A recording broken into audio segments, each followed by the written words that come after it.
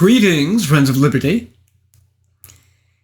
In this medium version of this video, I'm going to be using Carl Benjamin, also known as Sargon of Akkad, as a case study for what happens to a person with an excellent mind who abandons the greatest political philosophy mankind and we Britons have yet devised, classical liberalism.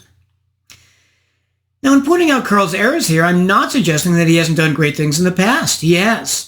So, for example, by standing up for Tommy Robinson, a true British hero, Tommy having publicized as much as any one person the rape and sexual abuse of likely tens of thousands of British schoolgirls, primarily by Pakistani grooming gangs. Or, for example, by Carl's fighting to get Brexit done.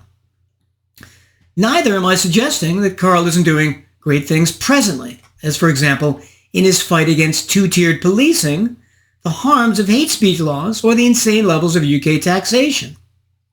What I am saying, however, is that precisely by abandoning classical liberalism, Carl will make many more mistakes in his understanding and interpretation both of history and the reasons for England's and the West's problems than he otherwise would. And let there be no mistake, Carl has given it up, explicitly, in his own words. At the 9-minute, 11-second mark of the Zuby interview, Zuby asked Carl, I know that years ago, for sure, you used to call yourself a classical liberal. Do you still consider yourself that? Carl answers, I'm definitely a conservative now. Having seen his explicit rejection, let's turn then to mistake number one. Explaining why he believes the classical liberal conception of freedom fails, he then says, beginning around the 11:15 mark, the freedom to transition is not something we should extend to children.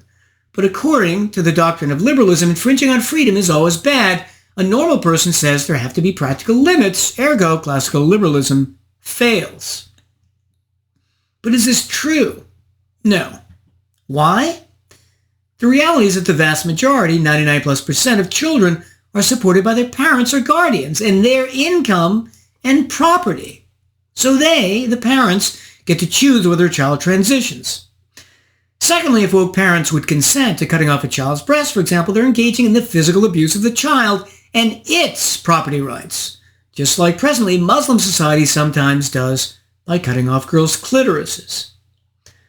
Finally, if we imagine a young Bill Gates, version 2.1564, who at 15 has reached puberty and is independently wealthy, then yes, he has the right to make the mistake of transitioning if he could find a doctor to do it, which would be hard in a classically liberal society where medical associations and hospitals and their ethical standards haven't been corrupted as they are today by a tsunami of government money.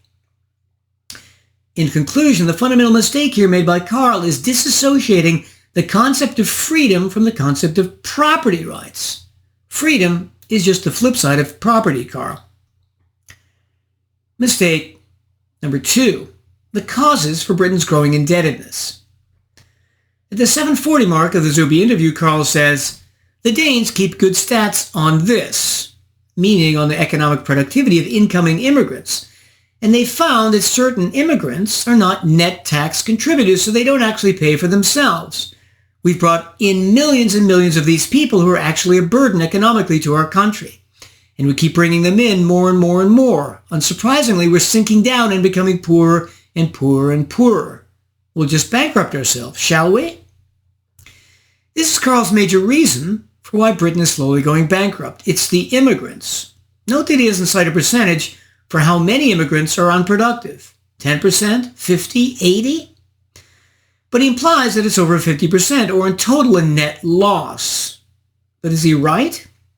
Is this really the main reason why Britain is just slowly going bankrupt? The greatest and most extensive test ever run for why uncontrolled immigration can work was the U.S. from 1850 to 1924. About 30 million migrants came, and overall, despite the fact that millions were Irish, it was a huge success. And why was that, Carl? Why did it work? Because during this time, the U.S. was a classically liberal country. What do you know? So maybe that's the reason why Britain can't deal with immigrants? As, for example, in having a welfare state? So why not stop the welfare state, Carl? Wouldn't that be a better solution? then bad immigrants and all those native white Brits not working, being on disability, couldn't leech off the rest of society. Has a single UK politician, however, suggested that?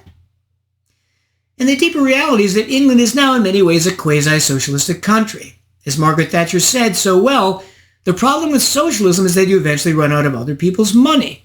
And this is the overwhelming reason England's going bankrupt.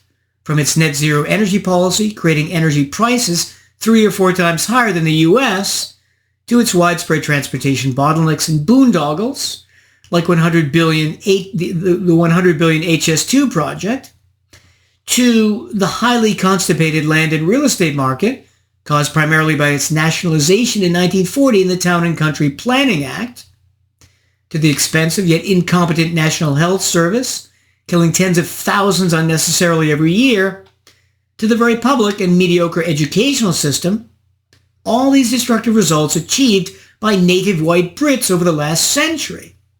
And yet it's primarily immigrants who are making England poorer and poorer and poorer? No, Margaret Thatcher was right.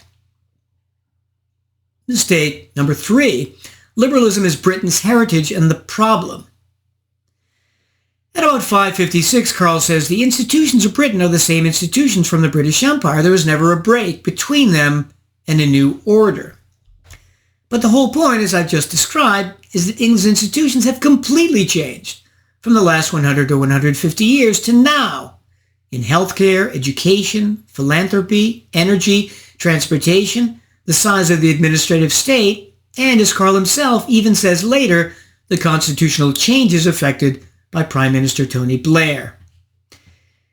In addition, Karl throughout this interviews and others acts as if there are only 2 types of political philosophies, conservatism and liberalism. Now there actually are only 2, but they're very different. One type believes in using the state to violate property rights. One type, conservatism and modern liberalism, both. And B, one that doesn't believe in violating property rights, classical liberalism. As the philosopher Ayn Rand pointed out long ago, traditionally the conservatives want freedom to act in the material realm. They tend to oppose government control of production, of industry, of trade, of business. The liberals want freedom to act in the spiritual realm. They oppose censorship, government control of ideas, of the arts, of the press, and of sexual freedom. Classical liberals don't want to violate rights in any realm, material or spiritual, Karl. Mistake number 4.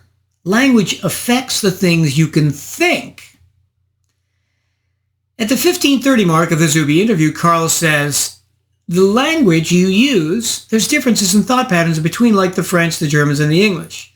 The French and the Germans, their sentences are entirely back to front. Well, that affects the kinds of things you can think. And so these differences are very, very deep. They're not irrelevant in any way, shape, or form. They really matter. What Karl outlines here has traditionally been known as the Whorfian hypothesis, and its strong form has been shown false for many decades by linguists. There's no evidence it's true. In its weak form, perhaps slightly true, but there's no reason to think it's deep or long-term or irrevocable, or was the reason that the English-speaking Darwin discovered evolution first, or German-speaking Einstein relativity. So, as we will see in his next mistake, Karl wants to build a theory of ethnicity that makes different ethnicities irrevocably, fundamentally different. And so he latches on to the fallacious Whorfian hypothesis. Mistake number 5. Starting at 3650 of the Gold interview, Karl says, English is an ethnicity, so you can't just become English. We're the ethnicity that's produced by the Anglo-Saxons and the Celts. English only comes from England. Any ethnic identity is like this. You inherit from your parents from previous generations. It has to be that your parents had that as well. You have to have English parents to be English. This is not complex. Since Karl is using ethnicity to a degree as a worldview, let's analyze this statement. First, what is ethnicity? Simply culture. And what's culture? The attitudes, ideas, and values that a group holds. So any group, as long as it's sufficiently differentiated, can have its own ethnicity. The people in your neighborhood, 5 11-year-old boys who meet regularly in a treehouse, the region you come from, like the American South, the nation you belong to, or even your civilization like the West. Any differentiated group has it. Now, to see how wrong Sargon is, let's imagine an Italian growing up in Naples becomes a great actor. At 30, moves to Britain, and at 40, he's not only absorbed British culture in general, but the accents and dialects and regional peculiarities of many different regions. So, as a great actor, he can go on stage and become a Liverpudlian, accent and all, a Scotsman, a Welshman, a Londoner, and an Ulsterman. Everyone would agree, when he's on the stage, that he becomes those people even more completely than they are on average. But then, when off the stage, back in Naples, if he wants to become Italian again, he can. It's purely his choice, Carl. And he had Italian parents and no British genes. Mistake number 6. Defending the non-rational and irrational. During and after this exchange on ethnicity, Carl makes numerous remarks about the rational, the rationalistic, and the irrational. First, when describing his belief about the formation of ethnicity, he says, starting around 4240, it's not rational. We be self-made autonomous men. It's like, okay, but that's not real. No one's a self-made autonomous man. You're from somewhere. You've inherited a bunch of attributes from that place. You've inherited cultural norms, a history. You are that thing before you're a rational adult. And you can't get rid of it. It's like your height. It's like your eye color. That's not to say a person can't join the tribe. True? Baroo Spinosa was one of the greatest philosophers of the Enlightenment, a leading path-breaking thinker who attracted brilliant minds from all over Europe. And he became this precisely because he was, believe it or not, Carl, a self-made autonomous man who rejected many of the cultural and intellectual attributes of his Jewish upbringing, choosing to be a pantheist, and he was thus expelled and shunned from his Jewish community. Secondly, starting at around 5110, Carl says, all I'm saying is most things that people do during the day aren't really rational. What am I going to watch on TV? I don't know. Most of it is habitual. Again, a mistake, since if a person is a fundamentalist Christian, he will watch one set of programs. But if he changes, as can happen, to become an atheist, he will choose a different set of programs to watch. Same as if he changed from being a liberal to a conservative. Thirdly, at 5234, Carl says, ideologies are all rationalistic. They begin from a closed set of propositions and they come to necessary conclusions out of those propositions. And that means you end up with those who ignore a great deal of human experience around your propositions. Here, let's define 3 terms: rationalistic, rational, and rationalizations. Rationalistic and rational. There's a certain tradition of rationalistic philosophers who ignore sense experience and think ideas are all that matter, Plato typically being the prototype. Aristotle, who came afterwards, was very different and believed in studying the real world, which is why he's one of the greatest marine biologists of his day. So to be rationalistic, like Plato rejecting the real world, is not to be rational like Aristotle. Finally, rationalization. The Nazis created rationalizations for what they wanted to believe.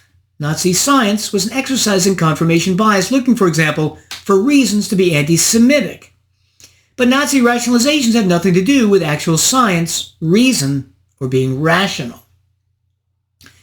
In conclusion, Carl says, astonishingly, starting at 2430 of the Gold interview, the alternative is a free society. They have the right to dispose of their property the way they please. This is a non-rational society, not organized from the top, hierarchically. The rational society is an evil society. We absolutely want an irrational society. This is what happens when you give up classical liberalism. You call a society which is top-down, like Mao's China, Stalin's Russia, or Hitler's Germany, where only an irrational psychopath gets to order everyone around based on his rationalizations, as rational. And you call the society where everyone gets to use their reason with their own property, and where you have to deal with human beings reasonably without hitting them over the head, you end up calling that irrational, the opposite of what it is. Mistake number 7, fascism. Karl believes that fascism was really just a strand of communism. At 1640 of the Gold Interview, he says there were 3 different ideological strands that broke out of communism. The first one was Fabianism, which was the British. The second was Lenin's vanguardism. And the third was actually fascism. The fascists, Mussolini and Gentili, recognized that socialism was a dead doctrine, so conceived of the next step in socialism, essentially a national socialism, because socialism up to that time had been conceived as an international socialism. This is about 15% true. Wherever fascists appeared in Europe from the First World War on, their main driving ideology was nationalism. Fascism is a strand of nationalism, not communism, Mr. Traditionalist. If we go through Stanley Payne's Magisterial History of Fascism, 1914 and 1945, we see, for example, that A, in Italy, although as Karl says, socialists were there in the beginning with Gentili and Mussolini, as the movement grew stronger and larger, it was taken over by nationalists who had been growing in strength anyway since the turn of the century. Just as much occurred in Russia's Bolshevik vanguard. Extreme nationalists everywhere were very revolutionary. And as Payne says, the new mass fascism had not been created by Mussolini so much as it had sprung up around him. It was more middle class, more economically moderate, and more categorically violent and anti-socialist. This was soon crystallized into the revival of both the secular cult of ancient Rome and one of the Stato Nuovo, a new kind of nationalist state. The fascists, in the process of coming to power, killed thousands, many of them socialists. Of course, the Italian socialist politician Matteotti was killed by a squad of fascisti in 1924. The punishment meted out? 2 years in prison for their leader. B, in Germany, there were many nationalist organizations, groups, or parties, from the Freikorps to the Stahlhelm to the German Nationalist People's Party. And what were the main electoral themes of the Nazis? As Payne says, nationalism, economic salvation, and anti-communism. Gang fights occurred between Nazis and communists, though the Nazis also sometimes attacked socialists who were much more reluctant to engage in violence than the communists. And there's a serious question as to how much the German economy was even socialistic instead of simply directed by Hitler to achieve his war aims. Hitler often using the term simply to capitalize on his popularity among parts of the population. C, as to other fascist movements, there was the Legion of the Archangel Michael, aka the Iron Guard, founded in Romania in 1927 by Codreanu. Its motto was, everything for the country. There was little or no socialist influence. So much for Karl's claim. Mistake number 8. What a surprise, an Englishman believing in the NHS.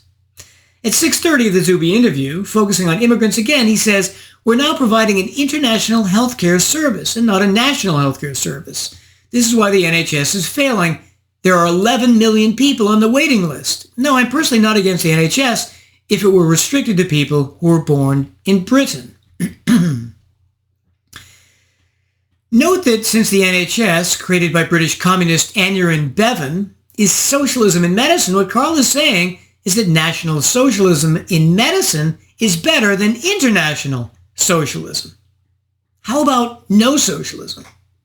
Does any private company, like Greg's Bakeries, or Nando's, or McDonald's UK, complain about the number of immigrants? Are you kidding?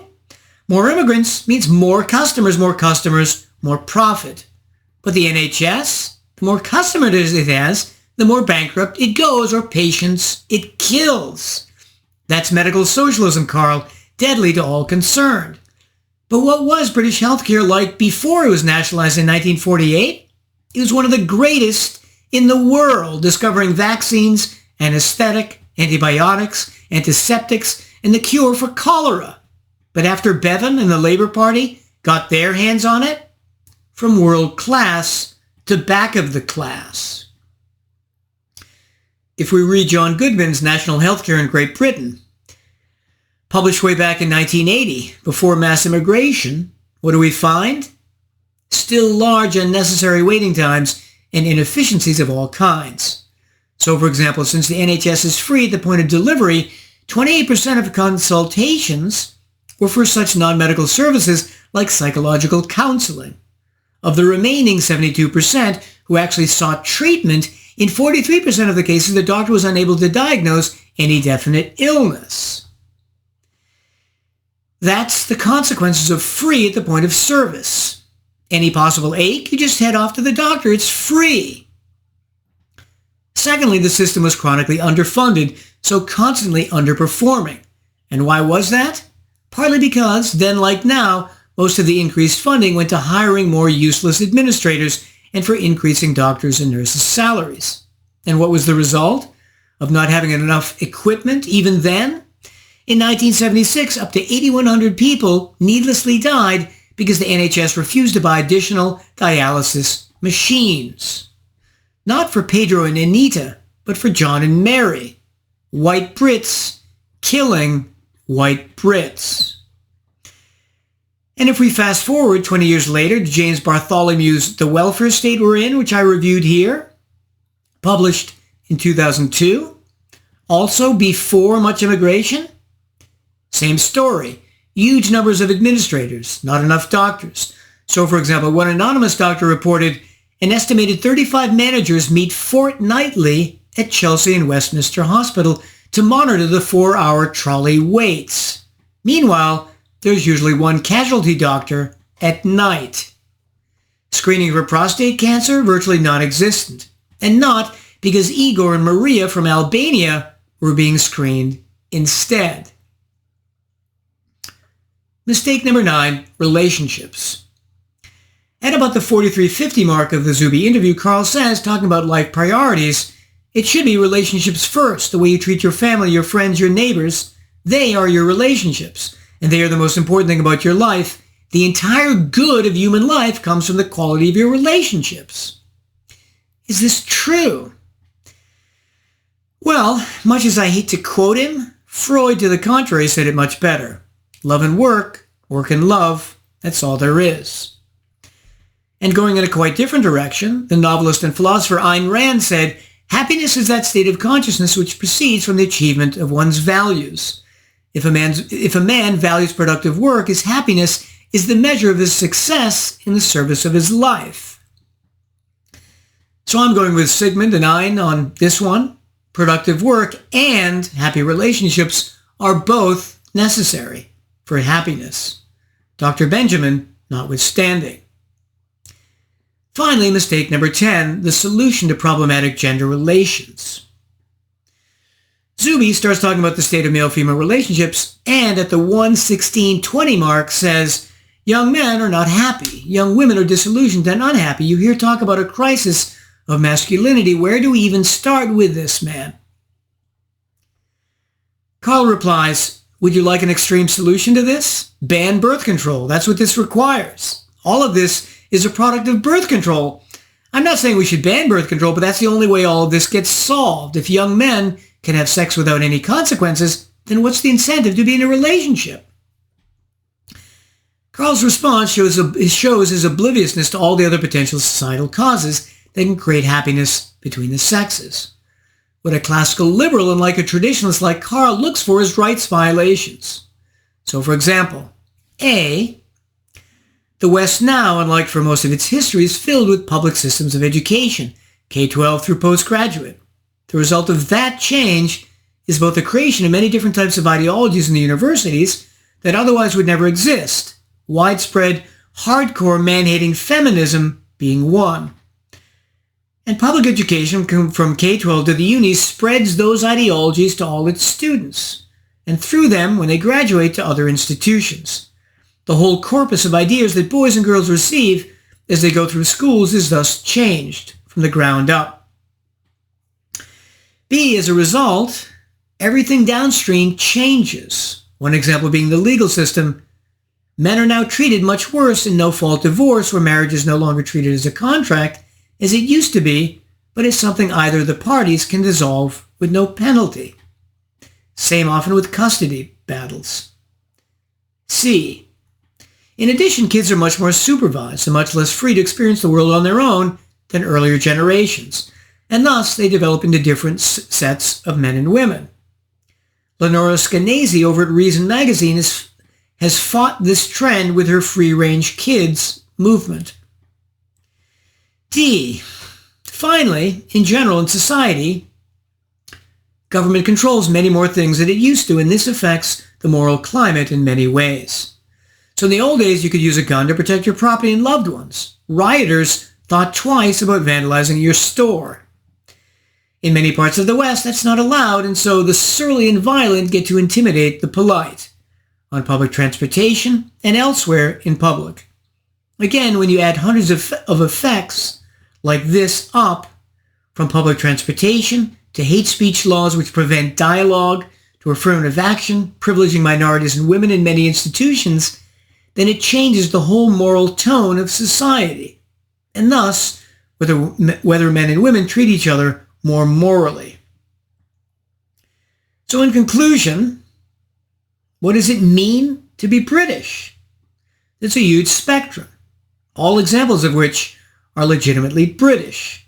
In political philosophy, it ranges from classical liberalism of John Locke to Clement Attlee's Labour Party to Aneurin Bevan's virtual communism to Oscar Mosley's fascism and to Houston Chamberlain's Nazism. What that means is being British per se is irrelevant. Was Aneurin Bevan, the creator of the NHS, not British? What's relevant instead politically is the best of what's British. John Locke and his classical liberalism. And so Karl talks about all the many gifts his British ancestors gave him, but quite ironically, he's discarded one of the greatest, the political philosophy known as classical liberalism. He rejects it, and yet calls himself British. So what relevance again does being British have? What actually matters is whether you're Zulu or Icelandic or Argentinian or American, you believe in protecting property rights or not. I bid you well, and remain the Scarlet Pimpernel.